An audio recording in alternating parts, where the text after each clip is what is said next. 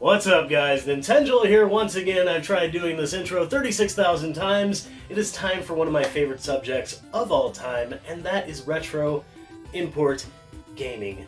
This is five Famicom games that you must play. I demand you play them. They're so good, I demand you play them. Do it! Do it now! Wait, no, don't do it now, do it after this video. But, before we get into that, be sure to like, comment, subscribe, all that crap. More importantly, check me out on Twitch. I play adventure games, RPGs, metroidvanias, and it's a lot of fun. We have a lot of fun in chats. Be sure to check me out there. That's twitch.tv/Nintenjoel. Yes, it's the same name. You gotta keep your shit consistent. First game is a side-scrolling action-adventure game with RPG elements not too dissimilar to Zelda 2, and it is a ton of fun. Let's go check it out. Katsu Fumadan is a side-scrolling action game with light RPG elements that was only released in Japan for the Famicom in 1987. The story is fairly simple, involving two brothers trying to defeat a dragon master, losing, and subsequently losing their swords, referred to as Hadoukens. The last of the brothers sets out to avenge his fallen siblings, retrieve the Hadoukens, and defeat the dragon master. Very much like Zelda 2: The Adventure of Link, you traverse an overworld map and consistently run into small, side-scrolling dungeon sections. Here you will fight in a manner very similar to Castlevania, Power Blade, Shatterhand, and a slew of other similar style side-scrolling action games, but where this game differs, besides the overworld map, is the inclusion of money for purchasing weapons and items, which is in some cases necessary to advance, and it also includes light RPG elements with your weapon leveling up with the more enemies you slay. And you are going to need the extra power. This game is no slouch, and it can be easy to get lost or overpowered. Trust me, I know. No!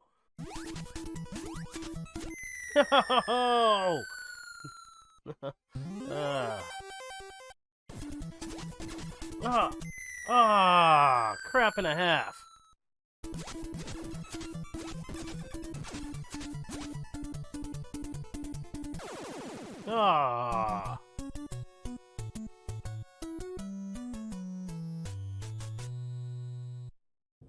Katsu Fumadan's graphics look incredible, with very nice pixel work and nice detailed backgrounds that are aesthetically pleasing, especially in the color department, and the enemies are well animated and fairly detailed, as is your main character.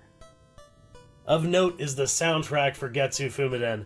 The entire game is filled with well-composed and catchy music from the very start all the way till the end of the game. Take this awesome track for example.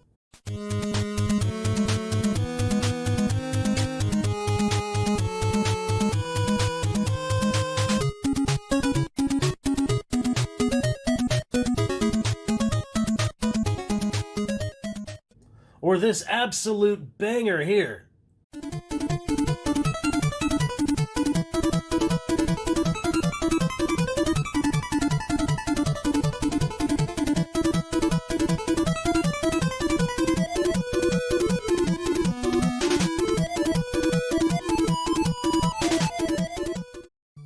With colorful, detailed graphics, an amazing soundtrack, and a variety of different perspectives from overworld to side-scrolling and even first-person dungeon crawling, Katsu Fumadan is a winner on the Famicom, and it's a real shame that it never got released here, but with the help of a translation patch, you can enjoy the original game in its entirety. But there's also a new, completely updated game that was released recently with new graphics and gameplay. However, I highly recommend playing the original first, as it is a true powerhouse of the 8-bit era.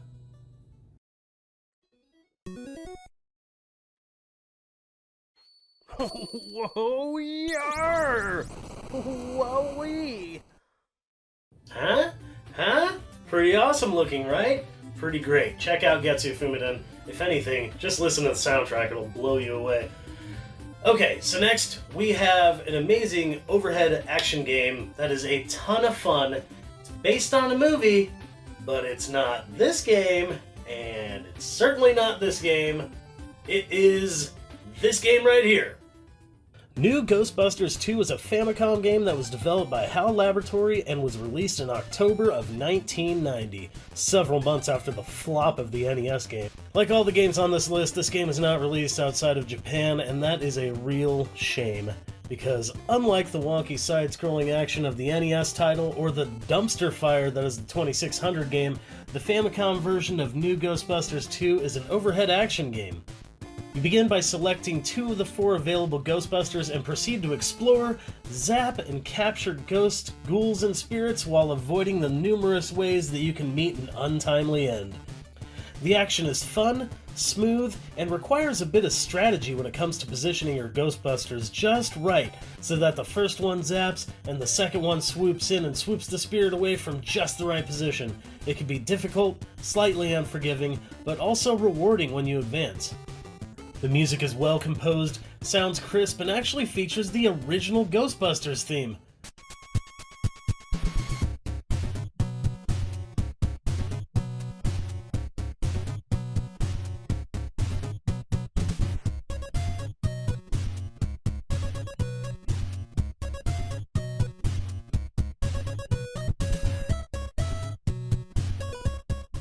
Graphically, the new Ghostbusters 2 isn't going to blow anyone's mind, however it does get the job done and presents the source material very well.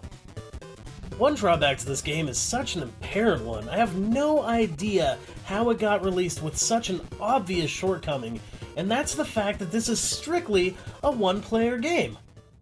No two-player options. No two-player options. On a game where you select 2 characters. No two-player options. You have 2 characters. You have 2 characters, and it's a one-player game strictly. What is wrong with you? This could have been a perfect game. This could have been awesomer. It's a great game, damn it, but damn it.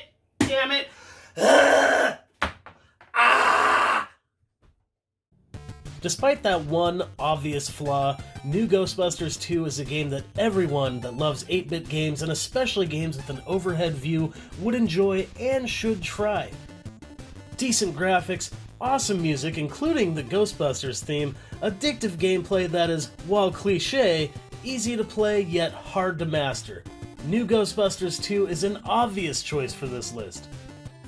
Tell me that doesn't look better than the games that we got over here. It's so much fun, very hard though, but check out New Ghostbusters 2. Definitely a highly recommended game by yours truly. The next game is from a franchise that most people are familiar with, if not the whole damn planet. We all know this franchise. Tactical RPG by Nintendo, you already know what it is by this. So let's go check out an early game that we never got over here. By this time, most JRPG lovers and tactical RPG aficionados are familiar with the Fire Emblem series. With the recent success of 3 Houses, amongst a slew of other titles, Fire Emblem has almost become a household name. Well, almost. The thing about the Fire Emblem franchise, though, is that many of us outside of Japan never even got to play the first several games, which appeared first on the Famicom and then on the Super Famicom. The first 2 we got outside of the Land of the Rising Sun were 2 titles on the Game Boy Advance. That being said, the first games were awesome and definitely worth playing with translation patches. The game that I'm recommending for this list is Fire Emblem Gaiden for the Famicom, which came out in 1992 and does indeed have a full translation patch available at romhacking.net. The second game in the series, I chose this one over the first game because A, I don't have the first game, B, I haven't played it, and C, I've read more than once that the first game's patch is, well, kinda rough. Fire Emblem Gaiden is fairly well polished for a 8-bit tactical RPG, though it is quite stripped down and simple compared to the later games. Now, I personally don't see this as a bad thing. I tend to enjoy fairly simple games of this genre, and the old Fire Emblem games actually tend to remind me of the first couple of Shining Force games in their execution, which is not a bad thing at all. I will warn you, these old Fire Emblem games, and especially this one, are grindy and not for the faint of heart. If you aren't used to the plodding pace of old JRPGs and aren't fond of tons of battles, this game and the first several in the franchise may not be for you. Each character levels up individually, and some are naturally stronger than others. It can be easy to keep leveling up 1 or 2 characters as they get more and more powerful and therefore win more battles, leaving other party members in the dust. It's truly strategic and requires a bit of forethought and adaptation. Gameplay is basic. You get to move and fight with all of your characters on a grid-like battlefield. The enemy takes their turn and it keeps going until one party is wiped out. Simple, right? Yeah, this game is insanely hard though. Even the first few bosses can be quite difficult without proper planning. The music, meh. The graphics, aight. Nothing to scream at, but they certainly get the job done. The character animations while battling are actually pretty nice and smoothly animated, which is definitely my favorite part of the game. Overall, I recommend Fire Emblem Gaiden to fans of the genre and those curious about the early Fire Emblem games. I do not, however, recommend this game to those that find old RPGs boring and too difficult. If you don't like grinding, don't bother.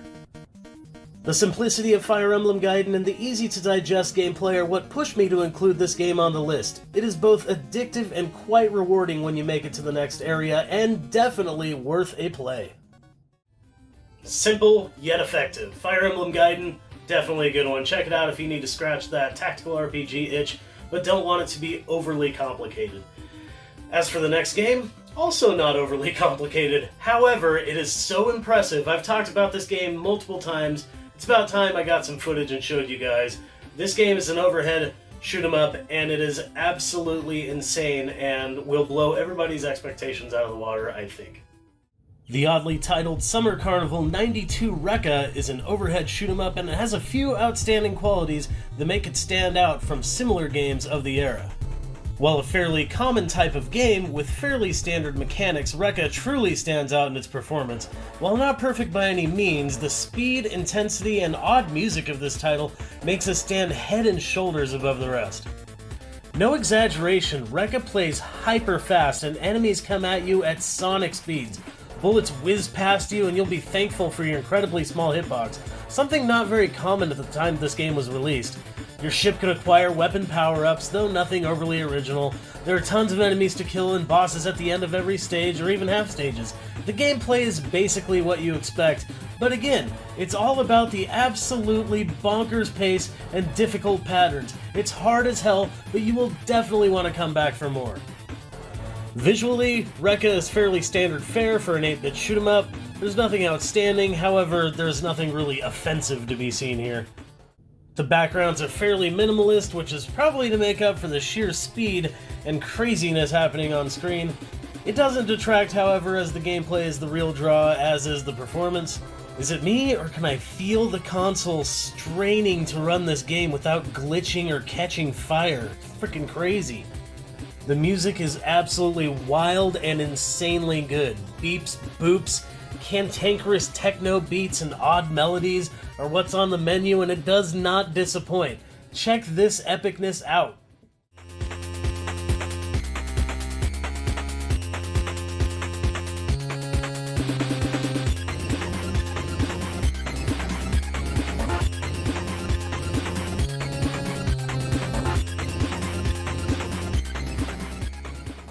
Summer Carnival 92 Reka is truly a video game to behold. Not for its actual graphics or looks, but for its sheer speed, insanity, and ridiculously good soundtrack. The only game that is comparable is Gun Neck, which is high praise. Get this game or figure out a way to play it. Let your brain melt into the madness of Reka. Tell me that game doesn't look crazy. Tell me that game doesn't look insane. And the soundtrack is sheer madness. It's so good. Be sure to check out Reka. You can't live without it. As for the last game, we've got, of course, the best for last. An RPG, overhead, turn-based RPG that is based on a horror movie of the same name. You may know what this is, you may not, but either way, it is highly, highly recommended by me. Let's check it out. Of all the games on this list, Sweet Home might be the most well-known due to it being the first survival horror RPG. It's also said to be the precursor to the Resident Evil series, with the director of Sweet Home also playing the role of general producer for the first Resident Evil game. The games play nothing alike, however. Sweet Home is a turn-based survival horror game based on a Japanese movie of the same title. The game was released nearly a year after the movie's release in 1989 and was developed and published by Capcom. The plot of Sweet Home follows 5 filmmakers in their attempt to find and photograph a series of frescoes that a famous artist kept hidden in his mansion. Decades prior, the artist had mysteriously vanished, and the mansion has stood empty ever since. Upon entry into the dilapidated estate, the team of 5 are confronted by a mysterious spirit and subsequently trapped in the manor. Seeking not only the famous frescoes, the reasons for the artist's disappearance, but also for an escape, the team must solve puzzles, fight an array of spirits and foul monsters, and work together closely.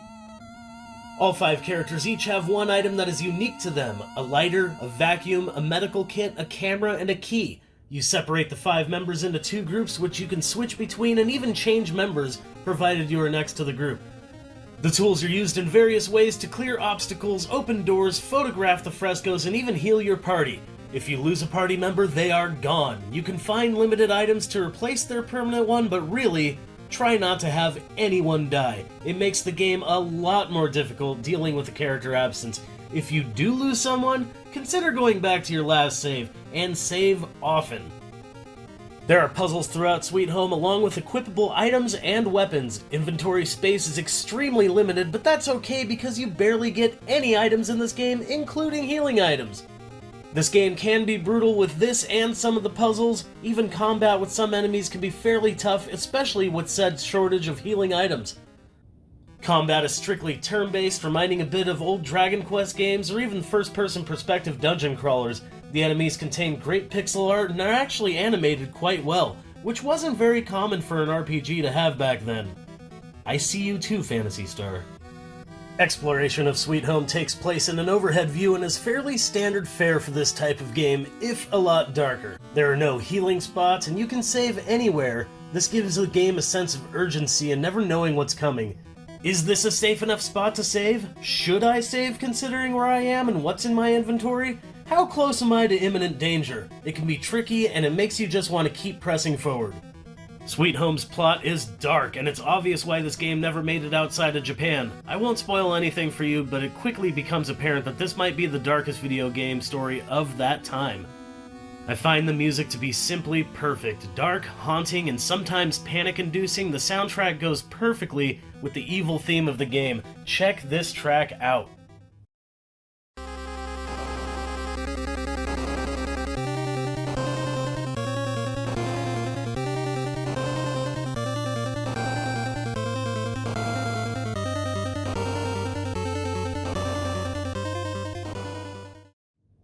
I spent a bit more time talking about Sweet Home on this list because it is very hard to express in a small amount of words how absolutely flawless this game is. From the dark atmosphere to the insane story alongside the evil music, this game has it all for lovers of old-school turn-based RPGs. A fan translation is available, which is fantastic by the way, and repro cards can be found. No matter how you play this game, be prepared to have your mind blown, as this was epic stuff, especially for 1989. I can't recommend Sweet Home strongly enough, and in my opinion, it is one of the most necessary imports to play from that era. Alright, that's it. 5 Famicom games you must play. I demand you play. They're so damn amazing. They're so good. You know, picture some of your favorite games of all times. Your Marios, your Metroids, your Zeldas, your freaking Final Fantasies and Dragon Warriors. Picture those and just add these 5 games to that list. They are just as important, they're just as good, and they demand to be played before time forgets them even more than time has forgotten them. That's all I have for you guys. Thank you very much for watching. I really appreciate it. Be sure to check me out on Twitch, Nintenjoel there as well. That would be amazing. You guys rule. Much love, and keep rocking the retro games.